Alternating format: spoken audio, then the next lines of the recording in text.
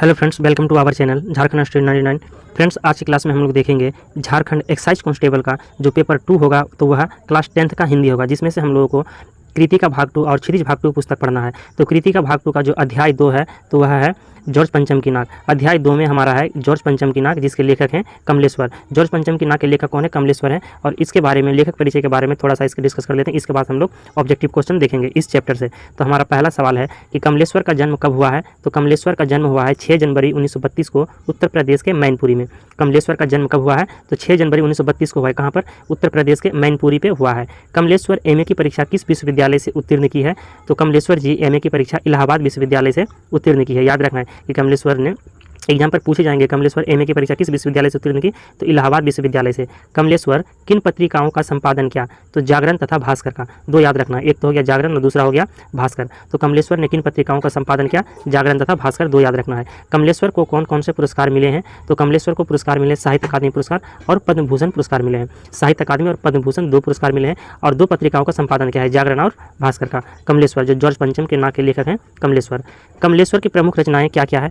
तो कमलेश्वर की प्रमुख रचनाएं हैं एक सड़क 57 गलियां, डाक बांग्ला, लौटे हुए मुसाफिर, तीसरा आदमी, समुद्र में खोया हुआ आदमी, काली आंधी, आगामी अतीत, वही बात, कितने पाकिस्तान, सुबह दोपहर शाम। ये सभी जो है कमलेश्वर की प्रमुख रचनाएं हैं। तो फ्रेंड्स, आपको कमलेश्वर की जो रचनाएं हैं, यानी लेखक के जितने सारे रचनाएं इसको याद रखना है, ताकि एग्जाम पर आपका एक भी सवाल नहीं छूटे। तो कमलेश्वर जी की क्या क्या रचनाएं हो गए? एक सड़क 57 गलियां, डाक बांग्ला, लौटे हुए मुसाफिर, तीसरा आदमी, समुद्र में खोया हुआ आदमी, काली आंधी, आगामी अतीत, वही बात, कितने पाकिस्तान और सुबह दोपहर शाम। ये सभी कमलेश्वर की रचनाएं हैं। अगर उपन्यास की बात करें फ्रेंड्स, तो कमलेश्वर जी द्वारा रचित उपन्यास है राजा निर्बंसिया। क्या हो गया? एक राजा निर्बंसिया, कस्बे का आदमी, खोई हुई दिशाएं, मांस का दरिया और बयान। इसके बाद है फ्रेंड्स 16 छत्तों वाला घर। 16 छत्तों वाला घर उपन्यास के लेखक कौन है? तो कमलेश्वर है। याद रखना है, एग्जाम पर पूछ सकते हैं कि 16 छत्तों वाला घर के लेखक कौन है? तो कमलेश्वर है, जो कि उनकी उपन्यास है।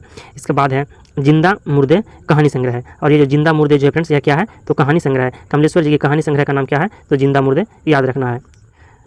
अगला बिंदु है फ्रेंड्स कि कमलेश्वर ने किन किन पत्रिकाओं का संपादन किया? तो कमलेश्वर ने नई कहानियाँ, सारिका, श्री वर्षा, गंगा आदि पत्रिकाओं का संपादन किया है। कमलेश्वर ने किन किन पत्रिकाओं का संपादन किया? तो नई कहानियाँ, सारिका और श्री वर्षा, गंगा आदि पत्रिकाओं का संपादन किया है कमलेश्वर जी ने। तो फ्रेंड्स, यहाँ पर कमलेश्वर जी के जितने भी इंपॉर्टेंट क्वेश्चन बन रहे थे ऑनलाइन, उसके जीवन से रिलेटेड, उनके ख्याति प्राप्त संबंधित जी के, उसको देख लिए हैं। अब हम लोग ऑब्जेक्टिव क्वेश्चन की ओर चलते हैं। इन सारे टॉपिक से जॉर्ज पंचम की नाक के लिए कमलेश्वर है, और जॉर्ज पंचम की नाक कहानी से जितने भी इंपॉर्टेंट ऑब्जेक्टिव क्वेश्चन बनते हैं उन सभी को देख लेते हैं।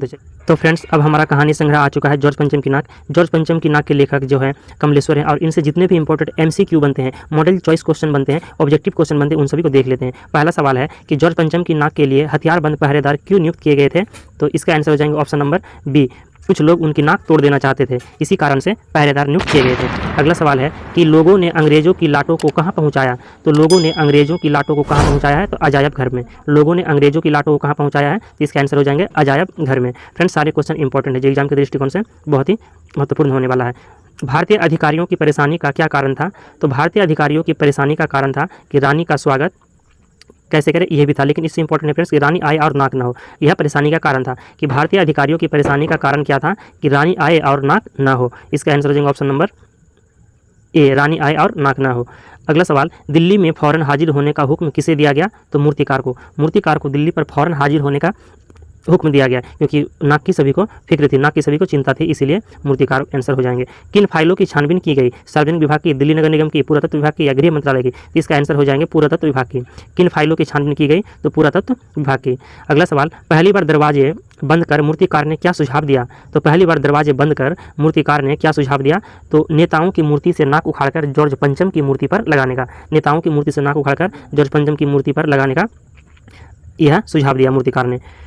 बिहार में सेक्रेटेरिएट पर झंडा फहराने को लेकर बच्चे कब शहीद हुए थे?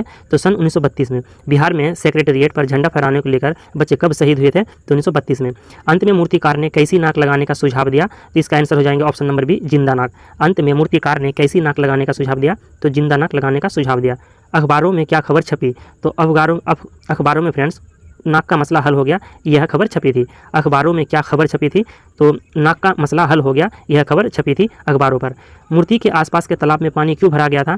तो इसका आंसर हो जाएंगे फ्रेंड्स, ताकि नाक सूखने न पाए। इसका आंसर होगा ऑप्शन नंबर ए, ताकि नाक सूखने न पाए। मूर्ति के आसपास के तालाब में पानी क्यों भरा गया? ताकि नाक सूखने न पाए। अगला सवाल, जॉर्ज पंचम की नाक में किस पर व्यंग्य किया गया है? तो सरकारी तंत्र पर। जॉर्ज पंचम की नाक में किस पर व्यंग्य किया गया है? सरकारी तंत्र पर। जॉर्ज पंचम की नाक व्यंग्य में किस विदेशी के भारत आने की चर्चा हो रही है? तो रानी एलिजाबेथ। इस व्यंग्य में इंग्लैंड की महारानी एलिजाबेथ के आने की चर्चा हो रही है। इसका आंसर हो जाएंगे ऑप्शन नंबर सी, रानी एलिजाबेथ। जॉर्ज पंचम की नाक व्यंग्य में किस विदेशी के भारत आने की चर्चा हो रही है? तो आंसर हो जाएगा रानी एलिजाबेथ। किस चीज़ को लेकर दिल्ली में तहलका मचा था? तो जॉर्ज पंचम की नाक को लेकर। जॉर्ज पंचम की नाक को लेकर दिल्ली में तहलका मचा हुआ था फ्रेंड्स। ये हमारा जो कहानी है चैप्टर 2 है, कृतिका भाग 2 का अध्याय 2 है, जॉर्ज पंचम की नाक, जिसके लेखक हैं कमलेश्वर। अंत में मूर्तिकार ने नाक के लिए क्या सुझाव दिया? तो जिंदा नाक लगा दी जाए, यह मूर्तिकार ने सुझाव। आंसर हो जाएगा ऑप्शन नंबर बी, जिंदा नाक लगा दी जाए। जॉर्ज पंचम की नाक को लेकर सरकारी तंत्र की बदहवासी उनकी किस मानसिकता को दर्शाती है?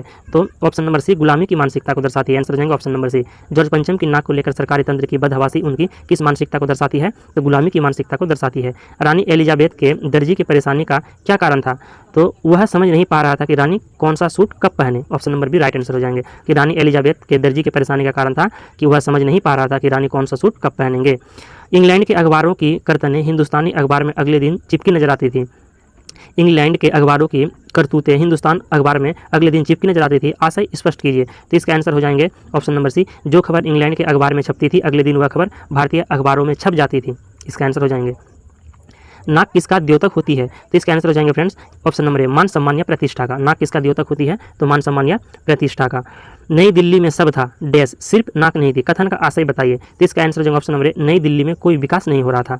भारत में सब सुविधाएं थी पर मान सम्मान नहीं था। भारत में सब सुविधाएं होने के बाद भी आत्मसम्मान की कमी थी। तो इसलिए इसका आंसर हो जाएगा ऑप्शन नंबर ए कि नई दिल्ली में सब था, नई सिर्फ नाक नहीं था। कथन का आशय हो जाएंगे कि नई दिल्ली में कोई विकास नहीं हो रहा था।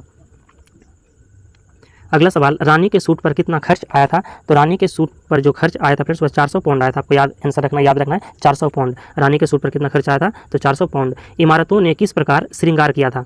तो इमारतों ने नाजनीनों की तरह श्रृंगार किया था। इमारतों ने किस प्रकार श्रृंगार किया? तो नाजनीनों की तरह। Option number B right answer, नाजनीनों की तरह।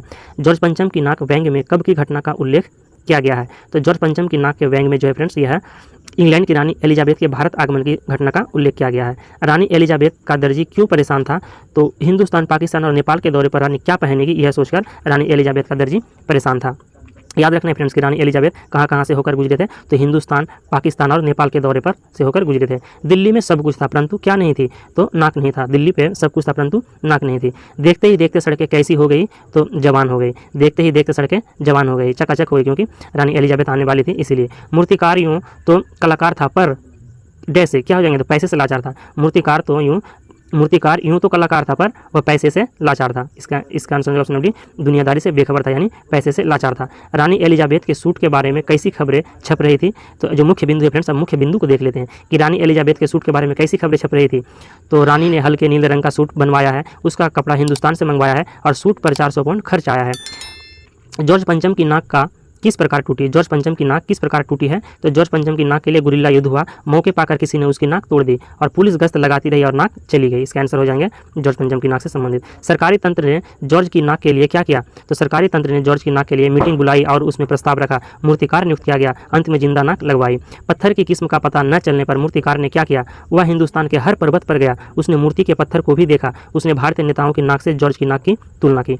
रानी के आगमन पर दिल्ली में क्या परिवर्तन हुआ? तो रानी के आगमन पर दिल्ली में नई दिल्ली की काया पलट हो गई, सड़कें जवान हो गई, इमारतों पर रंग रोगन हो गया। तो यह जो है फ्रेंड्स इंपॉर्टेंट फैक्ट है कि रानी के आगमन पर, रानी एलिजाबेथ के आगमन पर दिल्ली पे क्या परिवर्तन हुआ? तो नई दिल्ली की काया पलट हो गई, सड़कें जवान हो गई और इमारतों का रंग रोगन हो गया। जॉर्ज पंचम की नाक का न रहना क्या सिद्ध करता है? तो इसका आंसर हो जाएंगे अंग्रेजों ने भारतीय का 200 वर्षों तक शोषण किया। भारतीयों के मन में अंग्रेजों के प्रति कोई स्थान नहीं है। इस कहानी से हमें यह सीख मिलता है फ्रेंड्स कि अंग्रेजों ने जो 200 वर्ष तक शोषण किया है, इसलिए हम भारतीयों के मन में अंग्रेजों के प्रति कोई स्थान नहीं था, जो इसी कारण से जॉर्ज पंचम की नाक का न रहना यह सिद्ध करता है। तो फ्रेंड्स आज के इस क्लास को यहीं पर समाप्त करते हैं। अगर आपको वीडियो पसंद आए तो लाइक जरूर कीजिएगा और चैनल पर तो सब्सक्राइब कीजिएगा। मिलते हैं नेक्स्ट क्लास में चैप्टर